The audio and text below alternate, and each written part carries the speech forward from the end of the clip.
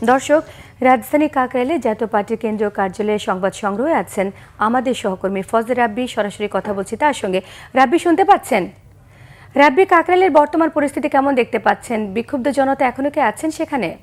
আপনি জানেন যে ঠিক 7:30টায় কিন্তু আসলে এই যে কাকরাইল কেন্দ্রীয় কার্যালয়, এখানে কিন্তু আসলে বিক্ষুব্ধ জনতা এসে এখানে তো আগুন ধরিয়ে দেয়। আপনি দেখতে পাচ্ছেন যে আমার পেছনে যে 5তলা বিল্ডিংটা, এটার 1 এবং 2 তলা, অর্থাৎ নিচতলা এবং 2 তলা পুরোটাই কিন্তু এখন আসলে আগুনে জ্বলে গেছে। এবং আগুন পুরোটা বিল্ডিংয়ের যতটা স্থাপনা ছিল, অর্থাৎ দরজা, বিভিন্ন জানলা সহ যে জানলার গ্রিল, সেগুলো কিন্তু এখন দুমড়ে মুচড়ে গেছে। অর্থাৎ বিক্ষোভ যারা এখানে আগুন ধরিয়েছে, আন্দোলনকারীরা, অর্থাৎ যারা এখানে এই সহিংসতা চালিয়েছে, তারা কিন্তু আসলে খুবই বর্বরভাবে আসলে কিন্তু এখানে হামলা চালিয়েছে। এবং দেখতে পাচ্ছেন যে এখানকার জাতীয় পার্টির কার্যালয়ে যে বই খাতা, অর্থাৎ বিভিন্ন বই সামগ্রী এবং এছাড়া যে টিনের যে সামগ্রী আছে, সেইটা কিন্তু আসলে রীতিমতো পুড়ে আসলে ধ্বংসস্তূপে ছাই হয়ে গেছে। আপনি দেখতে পাচ্ছেন যে আগুনের লেলিহার শিখে আসলে আগুন কি পরিমাণ আগুনের ব্যাপ্তি ঘটলে আসলে এই ধরনের এখনো কিন্তু আসলে দেখছেন ভিতর থেকে আসলে ধোঁয়া বের হচ্ছে। এবং ধোঁয়ার সঙ্গে সঙ্গে কিন্তু আসলে দেখতে পাচ্ছেন যে বইয়ের যে স্তূপ আছে, অর্থাৎ আগুনের যে ছোট ছোট এখনো লেলিহান শিখা, সেটা কিন্তু আসলে দেখা যাচ্ছে। পাশাপাশি আপনি জানেন যে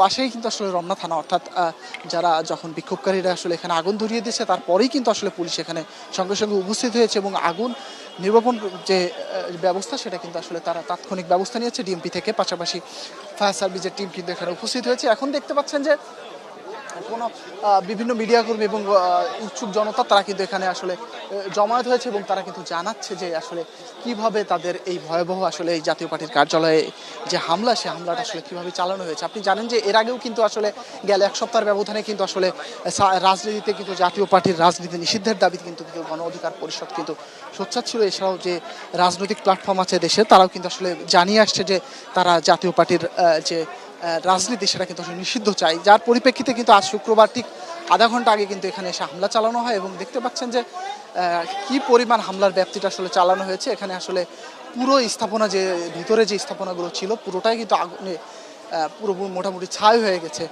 তো এই ছিল একটা বিষয়। পাশাপাশি আপনি জানেন যে আসলে গেল কয়েকদিন ধরেই কিন্তু গণ অধিকার পরিষদ এবং জাতীয় পার্টির নেতাকর্মীদের মধ্যে এক ধরনের ধাওয়া পাল্টা ধাওয়া এবং উত্তেজনা চলে আসছিল। তার পরিপ্রেক্ষিতেই কিন্তু অনেকে বলছে যে আসলে গণ অধিকার পরিষদ আসলে এখানে হামলা চালিয়েছে। এখন পর্যন্ত কিন্তু আসলে আমাদের কাছে সুনির্দিষ্ট এমন কোনো মেসেজ পাই নাই যে তা আসলে গণ অধিকার পরিষদই এখানে হামলা চালিয়েছে কিনা। তবে বিক্ষুব্ধ জনতা আসলে এখানে যে হামলা চালিয়েছে এর বলা যায়। এবং এই ছিল মোটামুটি আমার কাছে সর্বশেষ অবস্থা।